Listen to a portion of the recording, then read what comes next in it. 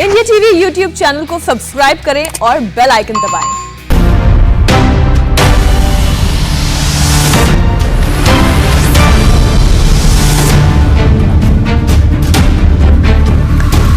नमस्कार, आप देख रहे हैं हमारा खास इलेक्शन स्पेशल शो। अब की बार किसकी सरकार, और हमारी नजर उत्तर प्रदेश और पंजाब की उन बड़ी खबरों पर रहेगी जिनका असर होगा सीधा 2022 के दंगल पर। तो बिना देर किए सबसे पहले आपके सामने रखते हैं आज की 3 बड़ी चुनावी हेडलाइन कौन सी है। और सबसे पहली बड़ी खबर उत्तर प्रदेश से, योगी की बदनामी का प्लान आखिर किसका है? ये सवाल इसलिए क्योंकि जहां चुनावी सरगर्मी बढ़ रही है तो फर्जी पुलिस वाले की गिरफ्तारी पर सियासत भी शुरू हो गई है। एटा में एक फर्जी दारोगा पकड़ा गया है जिसे बीजेपी सरकार की बदनामी की साजिश करार दिया है। बीजेपी ने किसी पार्टी का नाम तो नहीं लिया, लेकिन फर्जी पुलिस वाले को एक सियासी पार्टी का कार्यकर्ता जरूर बताया है। तो इस खबर पर आपको पूरी डिटेल देंगे। आज की दूसरी बड़ी खबर इलेक्शन शो में, वो भी उत्तर प्रदेश से, जहां सबकी नजर है ओबीसी वोटर्स पर। ओबीसी वोटर्स को अपने पाले में बनाए रखने के लिए बीजेपी आज से मेरठ से कार्यक्रम की शुरुआत करने जा रही है। तो तमाम यात्राओं के बीच समाजवादी पार्टी की जनादेश यात्रा भी कल से शुरू हो रही है। डिटेल में खबर आपको बताएंगे। यात्रा वर्सेस यात्रा की ये पूरी पॉलिटिक्स आपके सामने रखेंगे। और आज की तीसरी बड़ी खबर पंजाब से, जहां कांग्रेस की कलह नॉन स्टॉप जारी है। अब लड़ाई चेहरे पर आ गई है कि किस चेहरे के दम पर कांग्रेस पार्टी पंजाब का चुनाव लड़ने जा रही है। विधानसभा चुनावों में जाएगी, क्योंकि हरीश रावत तो कह रहे थे कि सिद्धू प्रदेश कांग्रेस कमेटी के अध्यक्ष होंगे और कैप्टन अमरिंदर के नेतृत्व में ही चुनाव लड़ा जाएगा। लेकिन ये लड़ाई अब बढ़ गई है। हरीश रावत तक पर भी सवाल उठाए गए, लेकिन हरीश रावत एक बार फिर पंजाब जा रहे हैं। ये खबर आपको बताएंगे, लेकिन उससे पहले आज की सबसे बड़ी खबर जो है उत्तर प्रदेश से। उत्तर प्रदेश के एटा से यूपी ने एक फर्जी पुलिस वाले को गिरफ्तार किया है। बीजेपी ने इस बहाने विपक्ष पर एक बड़ा आरोप लगाया है, सरकार को बदनाम करने के लिए फर्जी पुलिस वाले घूम रहे हैं। एटा में गिरफ्तार हुआ एक फर्जी दरोगा जिसका नाम विवेक यादव है। आरोपी विवेक यादव सियासी पार्टी का कार्यकर्ता है, ये कहना है बीजेपी का। आप ये जो तस्वीर देख रहे हैं, ये एक फर्जी दरोगा की तस्वीर है। अब उत्तर प्रदेश पुलिस को बदनाम करने की साजिश है या उत्तर प्रदेश की सरकार को बदनाम करने की साजिश है, ये एक अहम सवाल है। लेकिन ये तस्वीर आप देखिए, ये व्यक्ति विवेक यादव है, फर्जी पुलिस वाला बनकर आम लोगों के साथ, बेगुनाहों के साथ बर्बरता से पेश आ रहा है। लाइसेंस और कागजात को ये चेक करता था, लोगों से अवैध तरीके से पैसे वसूलता था। इतना ही नहीं, देखिए बेल्ट से मारने की बेरहमी की ये तस्वीर भी आप देखिए, गाली गलौज करता था। बीजेपी ने आरोप लगाया कि ये फर्जी दरोगा विवेक यादव दरअसल योगी आदित्यनाथ की सरकार को बदनाम करने की साजिश कर रहा है और इसके पीछे एक सियासी पार्टी है, विपक्ष है। योगी आदित्यनाथ के सूचना सलाहकार शलभ मणि त्रिपाठी ने आरोप लगाया कि विवेक यादव एक सियासी पार्टी का कार्यकर्ता है। शलभ मणि का आरोप है कि विवेक यादव और उसके कई साथी सरकार को बदनाम करने के लिए फर्जी दरोगा बनकर घूम रहे हैं। और आप ये तस्वीर देखिए, फर्जी दरोगा पर शलभ मणि त्रिपाठी ने क्या कहा है आपको डिटेल में बताएंगे। लेकिन उससे पहले वो वीडियो आपको दिखाते हैं जो इन दिनों पूरे उत्तर प्रदेश में जबरदस्त वायरल है। उस वीडियो में फर्जी दरोगा विवेक यादव एटा में सरेआम एक बाइक सवार पर धौंस जमाता दिख रहा है। दस्तावेज चेक करने के नाम पर गाली गलौज और बेल्ट से पिटाई करता है। और हैरानी की बात यह है कि उसके साथ 2 असली होमगार्ड भी मौजूद थे। क्या बता? बता? बता?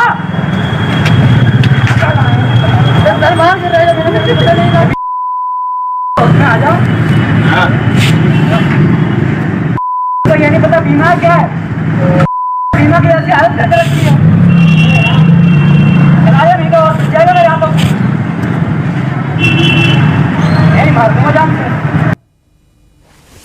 उत्तर प्रदेश में फर्जी पुलिस वाले के केस की डिटेल क्या है, अब ये आपको विस्तार से समझाते हैं। एटा में फर्जी सब इंस्पेक्टर गिरफ्तार किया गया है और उत्तर प्रदेश के एटा से इसकी गिरफ्तारी हुई है। इस फर्जी सब इंस्पेक्टर का नाम है विवेक यादव। इस पर आरोप यह है कि ये किसी सियासी पार्टी से जुड़ा हुआ है और उनके इशारे पर ही उत्तर प्रदेश की पुलिस और योगी सरकार को बदनाम करने की साजिश है। सरकार और पुलिस को बदनाम करने की साजिश की जा रही है और आप देखिए असली दरोगा के डायरेक्शन में ही साजिश का आरोप लग रहा है। वीडियो वायरल होने पर पुलिस एक्शन में आई। पुलिस ने पूछताछ करनी शुरू की और आखिरकार ये पकड़ लिया गया।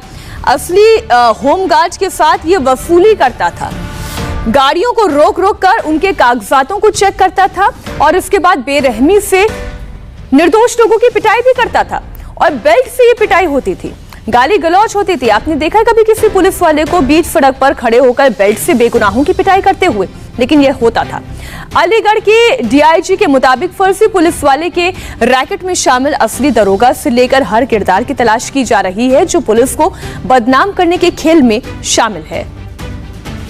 सोशल मीडिया में कोतवाली एटा शहर से संबंधित एक वीडियो काफी तेजी से वायरल हुआ, जिसमें कि एक पुलिस की वर्दी में एक व्यक्ति को दिखाया गया कि एक आम नागरिक को ट्रैफिक रोक करके और ट्रैफिक के कागज के देखने के उद्देश्य के साथ उसके साथ मारपीट की गई, जो कि बहुत ही जघन्य घटना थी और निंदनीय थी। तत्काल इसके बाद हम लोगों के द्वारा एक टीम गठित की गई और ये पता करने का प्रयास किया गया कि यह कौन सब इंस्पेक्टर था। तो पुलिस का वह सब इंस्पेक्टर नहीं था और छद्मवेश में एक विवेक यादव नाम का एक व्यक्ति जो कि अलीगढ़ के गांधी पार्क थाना क्षेत्र का रहने वाला था, वो पाया गया और विवेक यादव को पुलिस ने अरेस्ट कर लिया और उससे हम लोगों की पूछताछ जारी है। और ऐसा प्रतीत होता है उसकी पूछताछ से कि पुलिस विभाग को और शासन को बदनाम करने के लिए यह कार्य किया गया है। उसकी गिरफ्तारी करके उससे हम लोग लगातार पूछताछ कर रहे हैं कि किसके कहने पर उसने यह कार्य इस काम को अंजाम दिया। पूछताछ में अभी तक जो पता चला है कि खुर्शीद टेलर रसलगंज अलीगढ़ में उसके द्वारा वर्दी बनवाई गई, वर्दी सिलवाई गई और उसके बाद यह काम पिछले 15-20 दिनों से कर रहा था। इस संबंध में संपूर्ण विवेचना में और पूछताछ के बाद हमें जो चीजें आएंगी और जो लोग इसके पीछे साजिश में लगे होंगे उसका भी हम लोग जल्द खुलासा करेंगे और उनके भी खिलाफ सख्त कार्रवाई करेंगे। डीआईजी ने विवेक यादव और उसके रैकेट पर पुलिस को बदनाम करने का आरोप लगाया तो सीएम योगी आदित्यनाथ के सलाहकार शलभमणि त्रिपाठी ने आरोपी विवेक यादव के सियासी पार्टी से रिश्ते का आरोप लगाया। उन्होंने ट्विटर पर क्या लिखा वो भी हम आपके सामने रख रहे हैं। एटा में ये महाशय कुछ इलाकों में अचानक पहुंचकर लोगों को बेतहाशा पीटने लगते, गालियां देने लगते। अधिकारी सक्रिय हुए तो खुलासा हुआ कि दरोगा नहीं बल्कि एक राजनीतिक दल का कार्यकर्ता विवेक यादव है। ये और इसके कई साथी सरकार को बदनाम करने के लिए फर्जी दरोगा बनकर घूम रही हैं। अब सबकी तलाश जारी है। और अभी एक और बड़ी खबर आ रही है कि फर्जी पुलिस वाले बनकर जिस तरीके से दरोगा घूम रहा था विवेक यादव, इस पर भी सख्त कार्रवाई करने का आदेश योगी सरकार की ओर से किया गया है। इस पर हम ज्यादा जानकारी ले लेते हैं हमारे सहयोगी रुचि कुमार से ही। रुचि, ये जो अभी खबर आई है, क्या कहना है मुख्यमंत्री का इस पूरे मामले पर? देखिए, मुख्यमंत्री योगी आदित्यनाथ ने जो टीम 9 की अपनी मीटिंग वो करते हैं, उस मीटिंग में ये कहा है कि जिस तरह की घटना सामने आई है, जिस तरह से फर्जी वर्दी पहनकर वसूली हो रही है, पुलिस वाला बनकर मारपीट हो रही है, ये पुलिस की साख खराब करने की साजिश है और जो भी लोग इस साजिश में शामिल हैं, जो साजिश कर रहे हैं, उनके खिलाफ कड़ी कार्रवाई की जाए। यानी एक साफ संदेश मुख्यमंत्री योगी आदित्यनाथ ने दिया है कि जो भी इसके पीछे है, जिसने भी उसको वर्दी खरीदवाई, जिसने भी ये आइडिया दिया, उसके खिलाफ वहाँ की पुलिस अब सख्त कार्रवाई करे। मीनाक्षी जी, शुक्रिया पूरी इस जानकारी के लिए आपका। तो पुलिस का नाम बदनाम करने की साजिश चल रही थी और पुलिस का नाम बदनाम होगा तो सरकार का नाम बदनाम होगा, लेकिन अब इस पूरी घटना का पटाक्षेप हो चुका है। बहरहाल उत्तर प्रदेश में चुनावी सरगर्मी दिन ब दिन बढ़ती जा रही है। आज से कई सियासी कार्यक्रमों और यात्राओं का आगाज हो रहा है। उत्तर प्रदेश बीजेपी का ओबीसी मोर्चा मेरठ से अपने कार्यक्रमों की शुरुआत कर रहा है तो समाजवादी पार्टी भी कल से जनादेश यात्रा की शुरुआत करने वाली है। तो ओबीसी मोर्चा का कार्यक्रम उत्तर प्रदेश में बीजेपी मेरठ से कर रही है। आज से समाजवादी पार्टी भी संविधान बचाओ यात्रा कर रही है। 1 सितंबर से समाजवादी पार्टी की जनादेश यात्रा है। राजा भैया की चुनाव संकल्प यात्रा की भी शुरुआत हो रही है। इसके अलावा उत्तर प्रदेश में कई सारे और कार्यक्रम और यात्राओं का दौर सिलसिलेवार तरीके से चलता जाएगा और तस्वीरें भी कुछ हम आपके सामने रख रहे हैं। राजा भैया की संकल्प यात्रा की ये तस्वीर है। समाजवादी पार्टी की यात्रा की वाली जो रणनीति है वो भी आप देख रहे हैं। संविधान बचाने के नाम पर ये यात्रा निकाली जा रही है। तो वहीं बीजेपी जो पहले जन आशीर्वाद यात्रा निकाल रही थी, अब वो मिशन ओबीसी यानी उनके ओबीसी मोर्चे की भी यात्रा की शुरुआत हो रही है और मेरठ से इसकी शुरुआत हो रही है। अब बीजेपी के एजेंडे में ओबीसी वोटर्स हैं तो समाजवादी पार्टी वापसी के लिए जनादेश यात्रा निकाल रही है, संविधान बचाओ यात्रा निकाल रही है। अब लड़ाई क्या है देखिए, लड़ाई एक ही है, वोट के। मिशन ओबीसी है तो उधर जनादेश यात्रा है। ये दो यात्राओं की खबर हमने आपके सामने रखी। अब नजर क्योंकि ओबीसी वोटर्स पर है और ओबीसी वोटर्स को लुभाने के लिए ओबीसी मोर्चा बीजेपी का काम कर रहा है, वो रणनीति तैयार कर रहा है।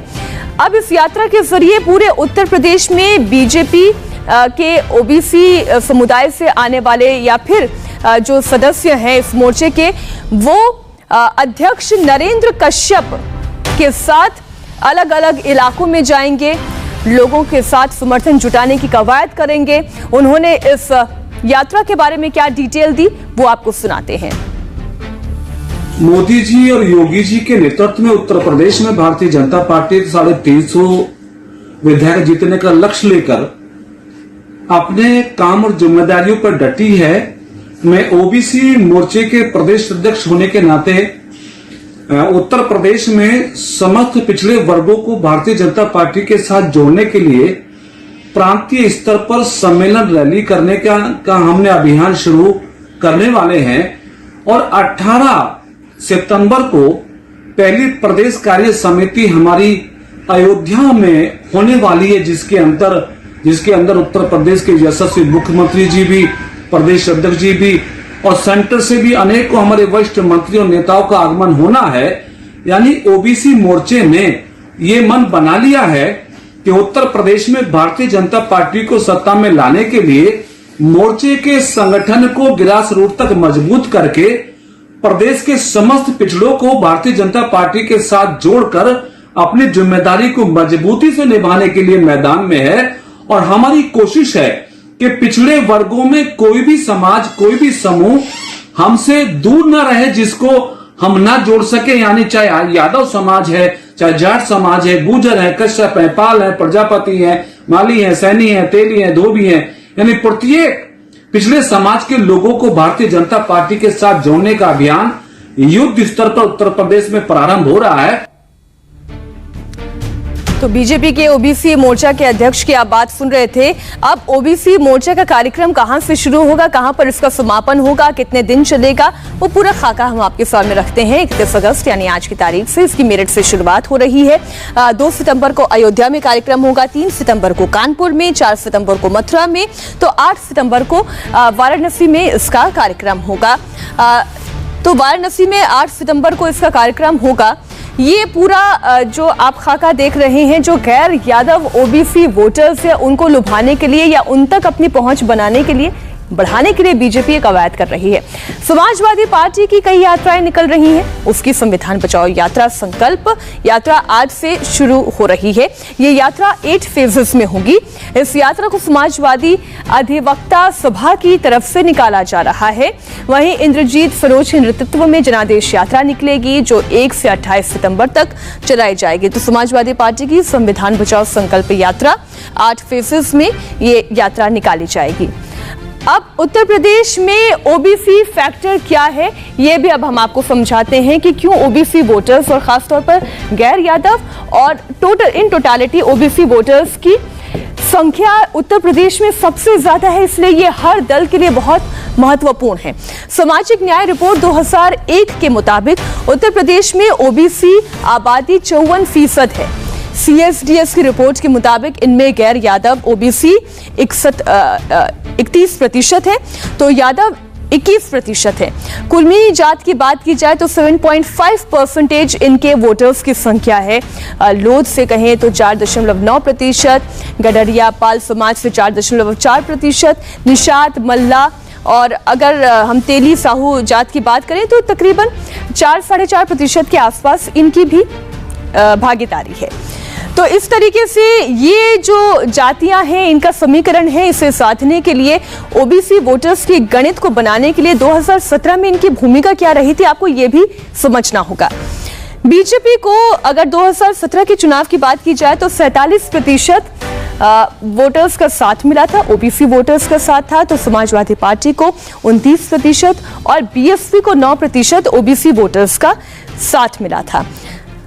अब हमारे साथ हमारी सहयोगी रुचि कुमार जुड़ गई हैं। हम सीधा उन्हीं से इस पर चर्चा कर लेते हैं कि इस बार कौन सी जाति के वोटर्स का झुकाव किस तरफ नजर आ रहा है। रुचि, आप उत्तर प्रदेश के अलग अलग इलाकों में घूम रही हैं, लोगों से राय भी जान रही होंगी। ये इन यात्राओं के जरिए ओबीसी वोटर्स को लुभाने की मंशा तो है, लेकिन जुड़ाव किसके साथ ज्यादा ये अभी अपने आप को जोड़कर देख पाते हैं?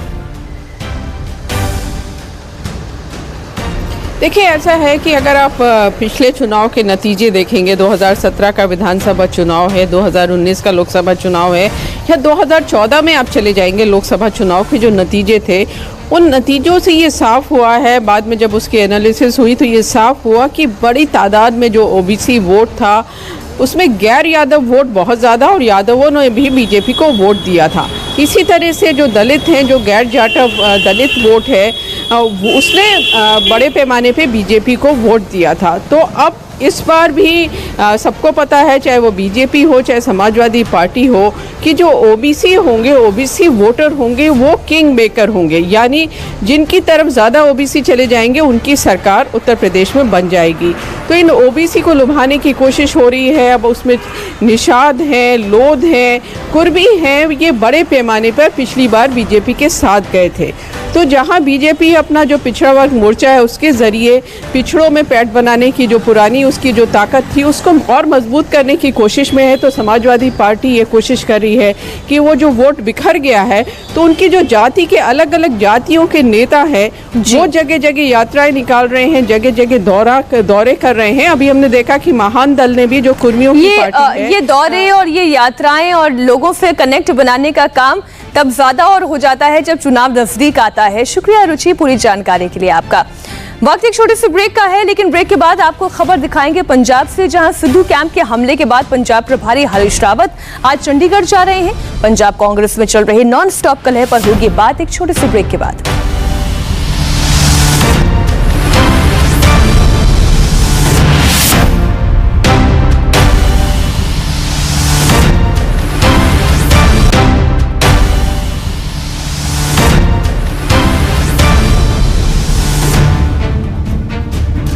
ब्रेक के बाद एक बार फिर आपका स्वागत है। अब खबर पंजाब से, जहां सिद्धू कैंप के हमले के बाद आज पहली बार पंजाब कांग्रेस प्रभारी हरीश रावत चंडीगढ़ दौरे पर जा रहे हैं। सूत्रों के मुताबिक हरीश रावत आज मुख्यमंत्री कैप्टन अमरिंदर सिंह से मुलाकात करेंगे। 2 दिन पहले सिद्धू कैंप के विधायक प्रगट सिंह ने हरीश रावत के खिलाफ सार्वजनिक हमला बोला था और रावत के उस बयान पर सवाल उठाया था जिसमें उन्होंने अमरिंदर के नेतृत्व में विधानसभा चुनाव लड़ने की बात कही थी। और इसी खबर के साथ फिलहाल रुक रहे हैं छोटे से ब्रेक के लिए। ब्रेक के बाद देखिए खबरों का तूफान, ब्रेकिंग न्यूज।